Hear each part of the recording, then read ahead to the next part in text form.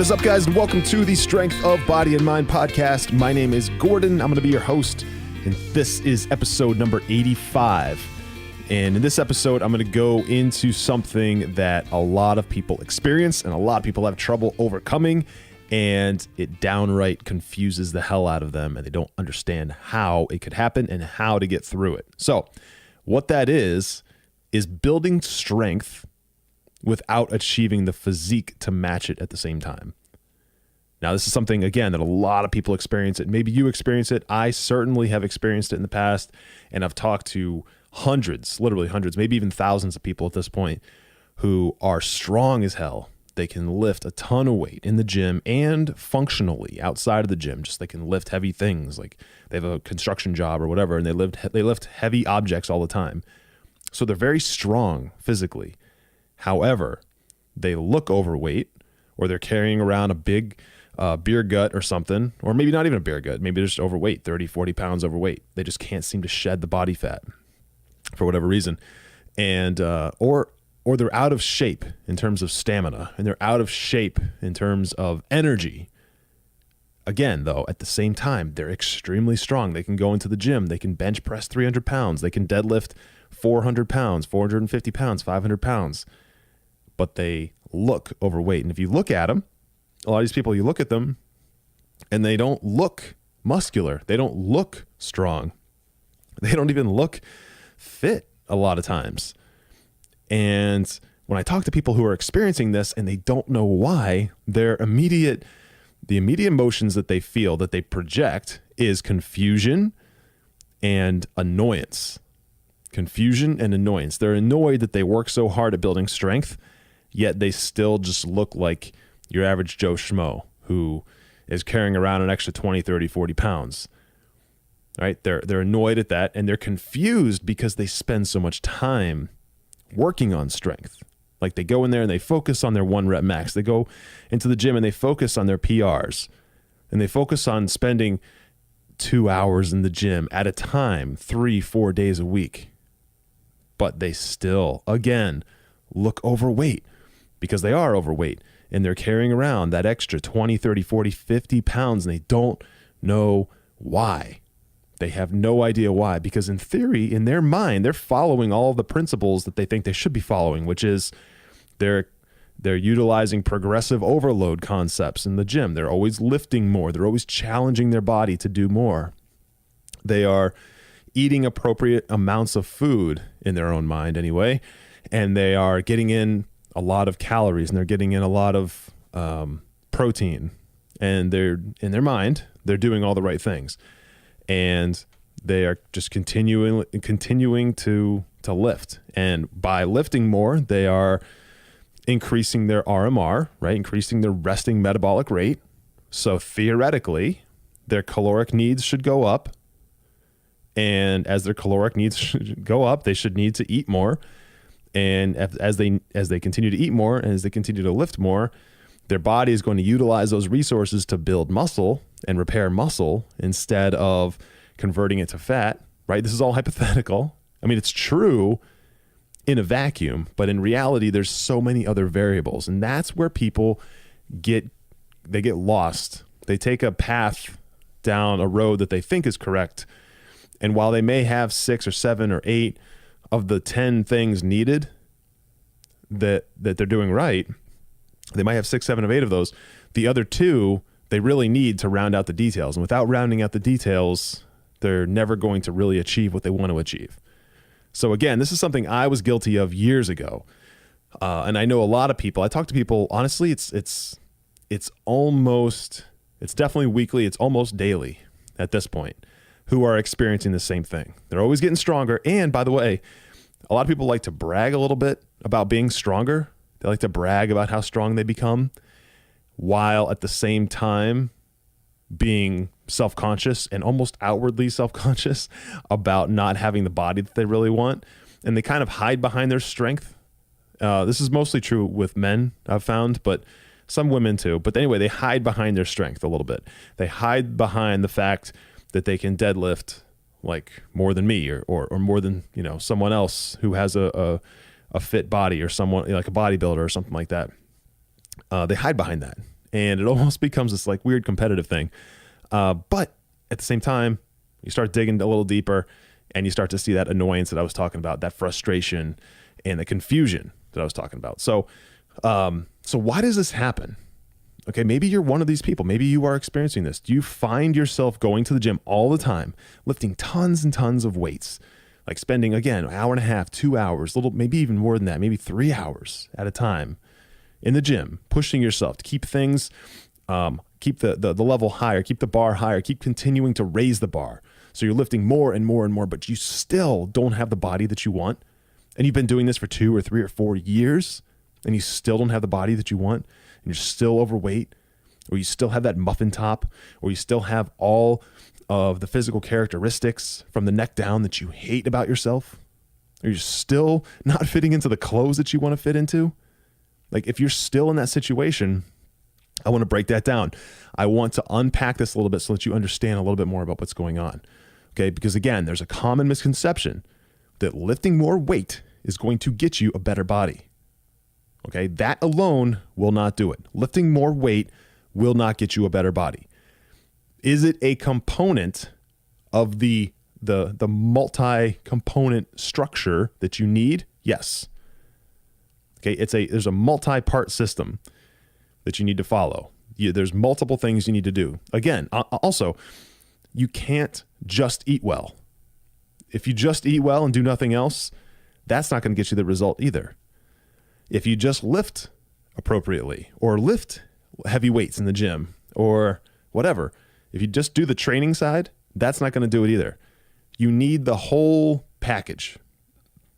And there's a lot of pieces to that. Okay, there's a lot of pieces to that. So I know on this podcast and on my blog and other conversations and even on Facebook, I have done a lot of content on this one thing I'm about to talk about, which is that muscle is a function of strength and strength is a function of muscle. Okay. And when I say that, I know a lot of people are going to hear that and say, well, by that definition, Gordon, if muscle is a function of strength and I am lifting more weights, I should have more muscle, correct?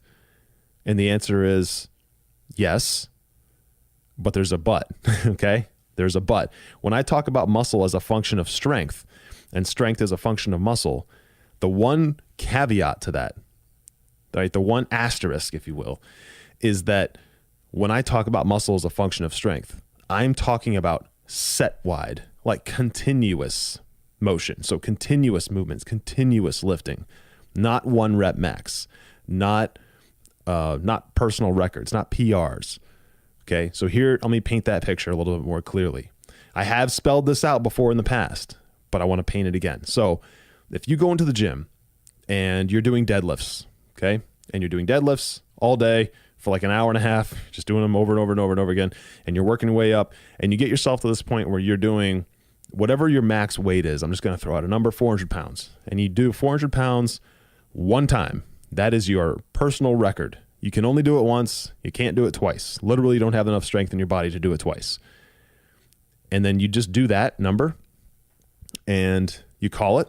And then that becomes the thing that you do. So from there on out, every single week when you go in to do deadlifts, you do a couple of warm-up sets, and then you go and you do your one lift, your one 400-pound deadlift one time.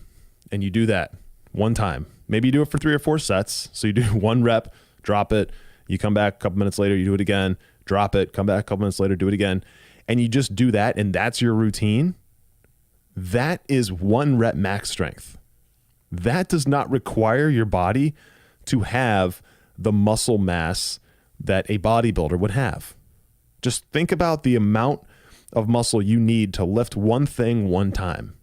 If you want to lift one heavy amount of weight one time, why does your body need to develop muscles or a physique that is symmetrical and has muscle definition and has all these other characteristics that you want aesthetically in order to do that one thing? That's not how it works. Okay, that what you will build, however, is you'll build twitch muscle strength, you'll build explosiveness, you'll build synergistic muscle timing, and like, which is basically the amount of time, like you're shedding microseconds at this point and nanoseconds, but the amount of time that it takes other muscles to engage in order for you to lift a certain amount of weight, like stuff like that, little small micro details will improve, will get better. This is like, that's the difference between like an athlete, like a professional football player, and a bodybuilder, right? Professional football players, in most cases, almost all cases, are far stronger than bodybuilders. They're more explosive. They can lift more. They can push 300-pound men out of the way, right? They're strong as hell, right? And they're fast, and they have so much athleticism. It's unreal. But when you see them and they take their shirt off, like they kind of just look like an average guy that's kind of big, and he kind of looks like he works out, right? There's a very different level of what's going on there. It's not because they're not strong. It's because they focus on being able to be strong at their peak for 1 or 2 seconds and then not at all, right? So they have the ability to develop power, which is maximum force in a minimum amount of time. That's called power. And when you are going in for your 1 rep max or your personal record on lifts to just do 1 or 2 reps, what you're doing is you're developing power. You're developing the ability to call upon all the strength in your body, all of the force in your body in the shortest amount of time. And then you're going into rest mode. So that is not going to build you the body that you want aesthetically. That's going to build you more strength, and that's about it. You will build more muscle mass slowly, but it's all going to be underneath, and it's not going to be the muscle mass that you're probably looking for, and it will never convert into a bodybuilder's physique. It will never happen. That's why bodybuilders and powerlifters look so different. Even the strongest men and strongest women in the world who compete in powerlifting routines and powerlifting meets and powerlifting competitions, a lot of times, yeah, they might be big physically, they're thick, but they don't have a bodybuilder's physique. They very rarely ever do. Very rarely. A lot of times, like, there's genetics in play there, or they have some interest in bodybuilding, so they kind of train like a bodybuilder a little bit in the off season kind of thing, but they very rarely ever have any signs of having a bodybuilder's physique or a chiseled physique or a defined physique. Okay. It's always just strength and mass. So let's talk about what it takes to actually get a fit physique, a 6-pack, muscle definition, toning, as a lot of people call it, real thin, lean body compositions. Okay. Let's talk about that. The way to do that is through a process called hypertrophy. Okay. I'll say it again. The way to develop a lean, chiseled, cut physique is through a process called hypertrophy. Now, this goes for you ladies and men who want to get down into like the 8, 9, 10% body fat, like super shredded, like, really paper thin looking skin, like your muscles are popping out and you have abs for days and all this. Okay. It also applies for you men and women who want to get that maybe 14, 15, 16, 17% body fat. So you look really, really lean. You look toned. You look great. You could go to any beach and be like probably the most in shape person there. However, you don't look so, you don't look like you have such low body fat that you could step on stage. Okay. You're still going to be more cut, more chiseled. You're still going to have a 6-pack. You're still going to look better than probably all your friends, all your family members. But at the same time, again, you won't have that super shredded look. This goes for both of you. Hypertrophy will give you both of these bodies. It just depends on how long you want to deploy it and how much you want to pump the brakes and how much you want to accelerate it. And that's a process and it takes time. But anyway, hypertrophy. Let's talk about it. Okay.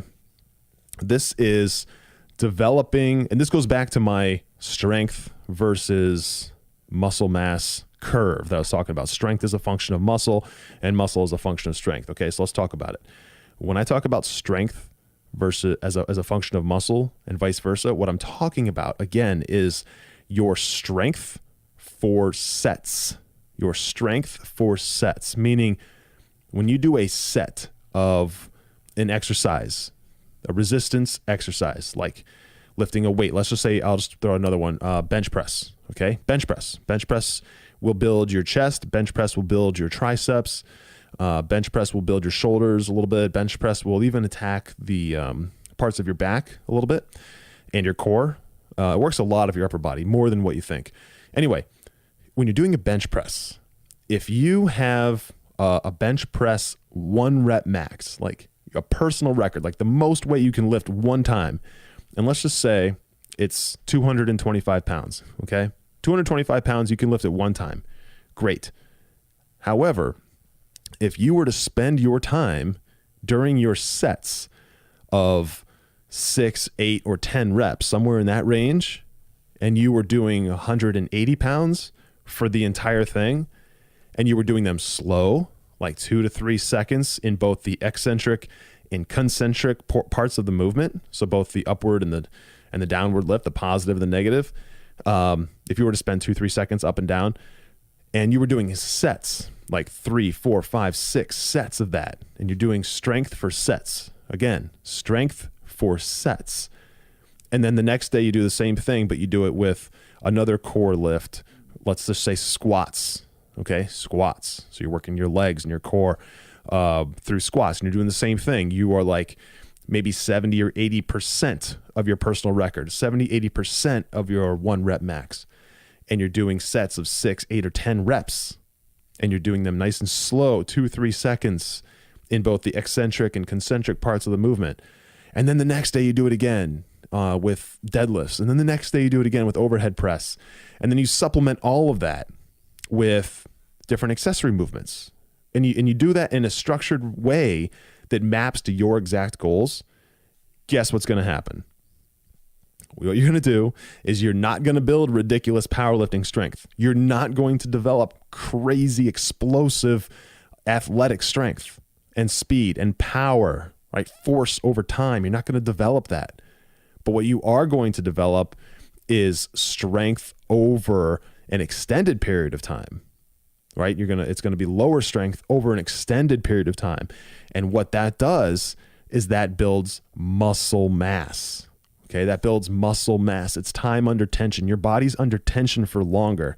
And the way that it develops itself to handle and withstand time under tension is with bigger muscles. Okay, it builds more muscles. As you continue to do those slow 2 and 3 second eccentric, concentric parts of the movements of those big core exercises, your body is going to continue to induce trauma on those muscles. And as it induces trauma on those muscles, guess what? As long as your nutrition is dialed in and you're getting all the dietary protein that you need, all of the carbs that you need at the right times, and all the aminos are shuttling to those muscles as you tear them, you're going to repair them. They're going to be repaired bigger and faster and stronger. And that is what is going to, over time, build up into actual visual muscle mass. Okay, that's where you're going to get visual muscle mass, which is going to ultimately give you the body that you want. Okay, that's what's going to give you like noticeably defined shoulders and chest and abs and legs and arms and all those things that you desire. All the things that typically go into what I call people's body, like the body of their dreams. Okay, when I talk to people about the body of their dreams, almost always it comes down to having something aesthetically pleasing to them that they want, that they've always wanted. And a lot of times it can be abs. A lot of times it is a six-pack. A lot of times it's something else. But that is how you develop that. It's through the process of hypertrophy. Okay, now again, it doesn't matter if you like actually truly want the physique of a bodybuilder. Again, super shredded, really, really, really big muscles they look like they're just kind of like bulging out of your skin. Some people want that. Some people definitely don't want that. But whether you want that level of definition and that level of vascularity and that level of muscle mass, or something that's scaled back a little bit, like just, like a regular, just like someone who looks really, really, really fit. Okay. Maybe that's what you want. Those two things, again, are achieved through the same process of hypertrophy. Now, I do want to clear something up. When I talk to people about this, a lot of times they'll come back and say, so the only way to get that is by doing those exercises, bench press, deadlift, squat, whatever. And the answer to that is no, that is not the only way to do it. That is how a lot of people do. That's how anyone can achieve it. and that is probably the easiest method to deploy, is using traditional lifts in the gym, lifting routines. But I do know a lot of people who have gotten very, very well-defined, big physiques through the use of calisthenics and resistance bands. The one thing that you definitely need to incorporate if you want to achieve something like this, no matter what, it's the only way to do it, is resistance. Okay, you have to use resistance. There's no other way around it, meaning you can't build a body like that on cardio. You can't build a body like that on just doing push-ups and sit-ups. It's just not going to happen. You need to incorporate resistance. Now, resistance is anything that pushes against your body, anything that you have to move with your body that is difficult to move. It takes strength to move it.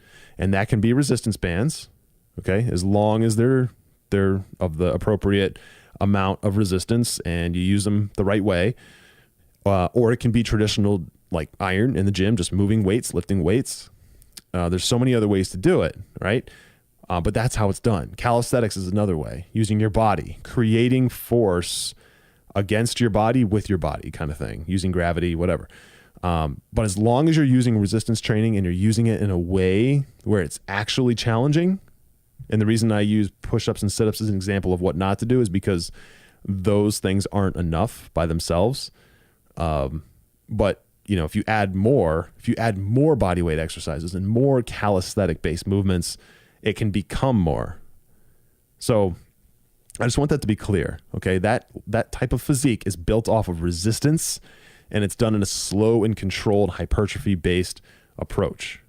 So if you are currently getting stronger and you're lifting a ton of weight, you're doing all these things and you're getting really, really, really strong, but you're not getting the body that you want, one thing that I will always recommend to people in that situation are to start utilizing progressive overload if you're not already. Okay. But here's the thing.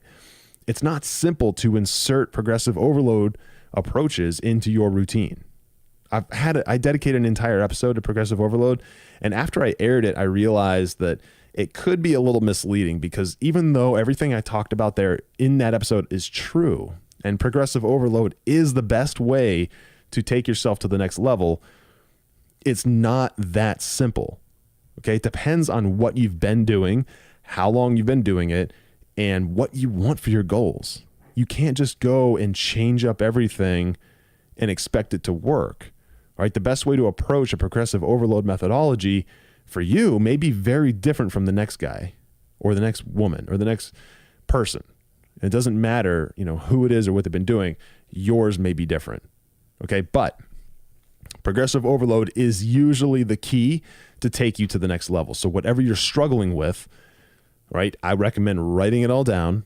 Even though you know it in your head, write it down, have it on paper, look at it, look at areas where you could challenge yourself a little bit more and try to do that. That's really the easiest way to explain it without diving into your unique situation, which is something I do with my clients. And that's how we take them from one level to the next, to the next, to the next, get them amazing results, is by doing that. But it's so opposite of one size fits all. I can't give you a routine to follow that will guarantee you results. All right, I hope that makes sense. One example of this is someone I was working with. His name's Dave. And Dave was actually building a ton of strength. All right. He was getting very strong, especially in his compound lifts. And he was getting pissed off because he was still overweight. He was still like 30 pounds overweight, 25, 30 pounds overweight. And he didn't know why. And he carries all of his extra weight in his midsection. That's just how his body kind of does it. It carries it all there. So he's also kind of short. And so, we took a look at what exactly he was doing when we started working together, and what had he been doing for months? What is he doing now? And where does he want to go? And we got to the level where we got super specific, and he was showing me pictures of what he wanted and all this. And we crafted an approach, and we had him follow that exact approach to a T. And then one thing led to another. And within 6 months, Dave went from this kind of overweight muffin top type of physique to having that really, really defined V look that he wanted, right? Narrow waist, broad shoulders, broad back. That's what he wanted. And basically what we did was we deployed an approach that had him focus on the things that were going to get him the most results in a hypertrophy based way. And I realized after I saw his results, he lost 25 pounds, but he looks bigger than he ever has because his muscles have gotten so much bigger, and he's filling up shirts. And he actually had to go, I think he had to go down in pants 1 or 2 sizes, and he had to go up in his shirt size because his shoulders got so wide, and they was filling up his sleeves. It was kind of cool to see. But anyway, I've since realized that the approach that I have is it's a little bit different from what everyone else does. And I guess I kind of knew that, but I didn't really know just how drastic it was. And so I've kind of outlined it and packaged it up, and I think it makes a lot of sense. And I've used it on quite a few people now. And I've started calling it the focused movement training model. Okay. The focused movement training model. And really what that means is it's a model for developing the body of your dreams using movements that, if you focus on them the right way with the right approach in a way that's put together by me and you putting our heads together, that will give you the best results. And it's proven itself to be successful over and over and over and over again. Really what this is a culmination of 10 years of experimentation, 11 years actually at this point, of experimentation and education and research and testing. And it's just so powerful. So the focused movement training model, that's what I've named this approach, and I'm actually very proud of it. But if you want to learn more about what this is and what I do and some of the client results that I've gotten and just some of the people that I collaborate with, jump over into the Facebook group called Crafting a High Performance Body and Mind. Go over there, just search in Facebook for Crafting a High Performance Body and Mind. You will find that Facebook group. Drop an application. One of the admins will let you in, and you'll see tons of content. It's almost daily at this point, but we go over stuff like this. We go over things that will take you to the next level. We go over things that maybe you're stuck on and how to get through them. Maybe it's a plateau. Maybe it's a situation like this where you're getting strong as hell, but you just can't get the physique that you want. Or maybe you have the physique that you want, but you're not really getting as strong as you want.